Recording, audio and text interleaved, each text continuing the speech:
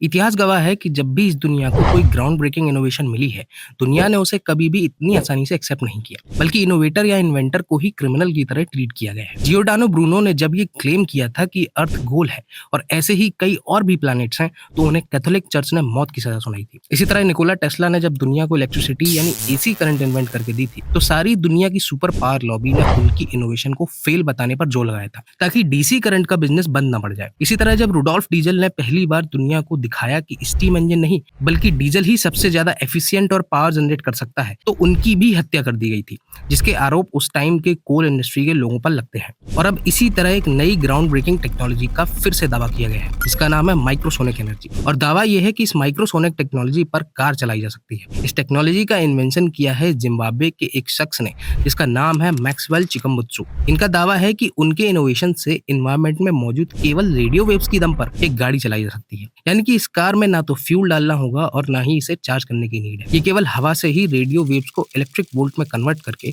Unlimited kilometres तक चलती रहेगी। लेकिन इस बार फिर दुनिया मैक्सवेल की इनोवेशन को एक्सेप्ट नहीं कर रही है। इसलिए आज हम मैक्सवेल चिकम्बुत्सु की इस माइक्रोसोनिक टेक्नोलॉजी को आसान भाषा में समझेंगे और साथ में रियलिटी चेक भी करेंगे कि क्या वाकई इससे कार चल रही है और क्यों मैक्सवेल को अभी तक अपने इन्वेंशन का पेटेंट नहीं मिल पाया है। सबसे पहले जानिए कि ये शख्स है कौन जिसने ये इनोवेशन किया है। इनका नाम है मैक्सवेल चिकम्बुत्सु, जो जिम्बाब्वे से हैं और खुद को सेल्फ टॉट इंजीनियर क्लेम करते हैं। मैक्सवेल ने 14 साल की एज में ही स्कूल छोड़ दिया था और साल 2009 में एक ग्रीन एनर्जी टेक्नोलॉजी इन्वेंट की, जो रेडियो फ्रीक्वेंसीज को कन्वर्ट करके क्लीन एनर्जी बनाती है।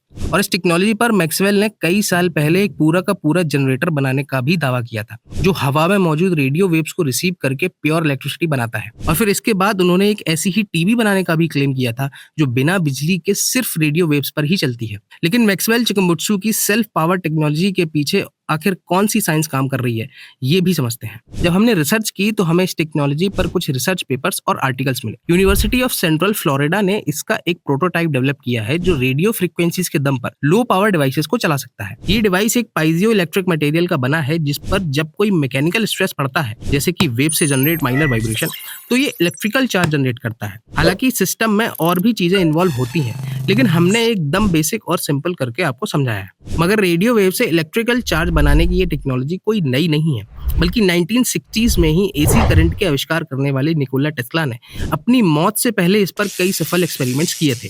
टेस्ला ने रेक्टिफायर और एंटेना को मिलाकर एक रेक्टेना बनाया था, जिससे वह हमारे घरों में बिजली की सप्लाई तारों की बजाय सीधा वायरलेसली पहुंचाना चाहते थे। और टेस्ला का ये सिस्टम भी इलेक्ट्रोमैग्नेटिक वेव्स को इलेक्ट्रिसिटी में कन्वर्ट करता था। लेकिन इस पूरे सिस्टम की अपनी बहुत सारी लिमिटेशंस है, क्योंकि रेडियो वेव से पावर तो बन सकता है, मगर बहुत ही कम। एक आर्टिकल में बताया गया है कि ये डिवाइस अभी मुश्किल से 40 माइक्रोवाट्स का ही पावर बना सकता है, जिससे मुश्किल से एक एलईडी बल्ब ही जल सकता है। इससे भी इतना भी पावर नहीं बन पाता कि एक स्मार्ट वॉच भी चार्ज हो जाए। और जो फास्टैग जैसे RFID बेस्ड कार्ड्स होते हैं, वो इसी तरह के रेडियो फ्रीक्वेंसी बेस्ड सिस्टम पर काम करते हैं, क्योंकि इससे पावर ही इतनी कम बनती है। इसलिए अब ये माइक्रोसोनिक टेक्नोलॉजी जैसे ही समझ में आने लगी, तो वहीं से मैक्सवेल चिकम्बुत्सु के दावे ठंडे पड़ने लगे। क्योंकि जब ये माइक्रोसोनिक एनर्जी सिस्टम इतने लो लेवल का पावर बनाता है, जिससे एक वॉच भी न चल पाए, तो फिर ये शख्स इससे एक पूरी कार और बाइक चलाने का दावा कैसे कर सकता है।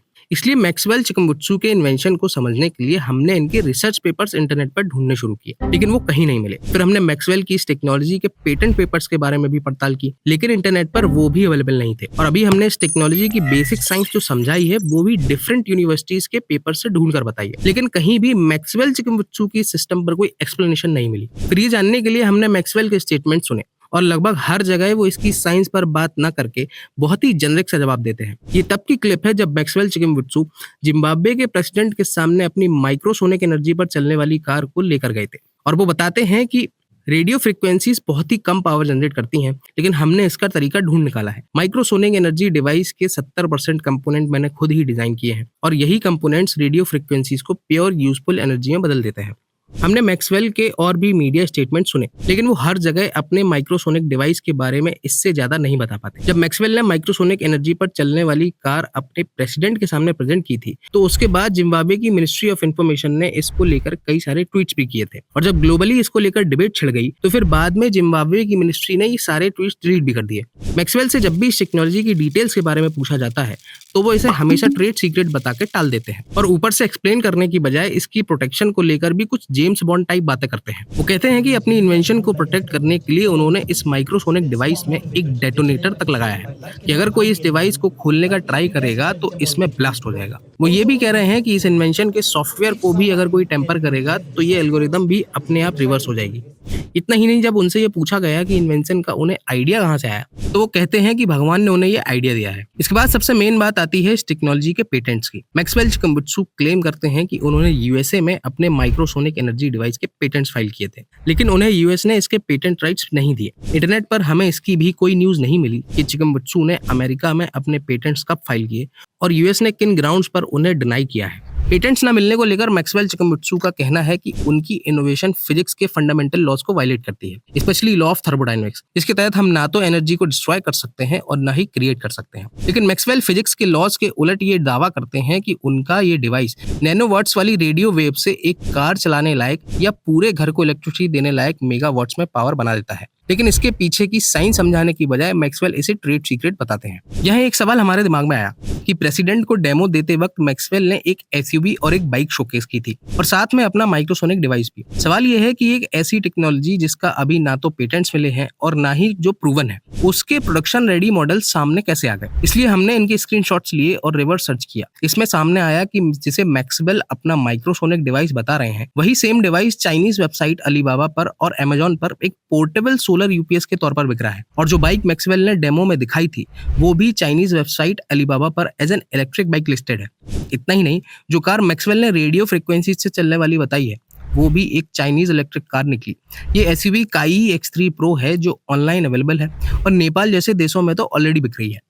और यहीं से समझ आता है कि साइंटिफिक कम्युनिटी क्यों मैक्सवेल की माइक्रोसोनिक एनर्जी को एक फॉल्स क्लेम बता रही है। सेल्फ क्लेम्ड इंजीनियर मैक्सवेल चिकम्बुत्सु ये दावा करते हैं कि यूएसए और एनर्जी सुपर पावर्स की की पूरी लॉबी उनके इनोवेशन को फेल बताने के लिए लगी हुई है, क्योंकि इस नई एनर्जी से पूरी दुनिया का पावर सिस्टम शिफ्ट हो जाएगा। लेकिन इसमें मेरी आर्गुमेंट ये है कि अगर वाकई मैक्सवेल की माइक्रोसोनिक डिवाइस में जरा भी दम होता तो सारी दुनिया की बड़ी बड़ी पावर कंपनीज मैक्सवेल से उनकी टेक्नोलॉजी लेने के लिए कोई भी कीमत चुकाने को तैयार हो जाती, स्पेशली चाइना। आपका इस टॉपिक पर क्या सोचना है ये कमेंट्स में जरूर डिस्कस करिए और वीडियो अगर अच्छा लगा हो तो इसे प्लीज लाइक करें और चैनल को भी सब्सक्राइब कर सकते हैं।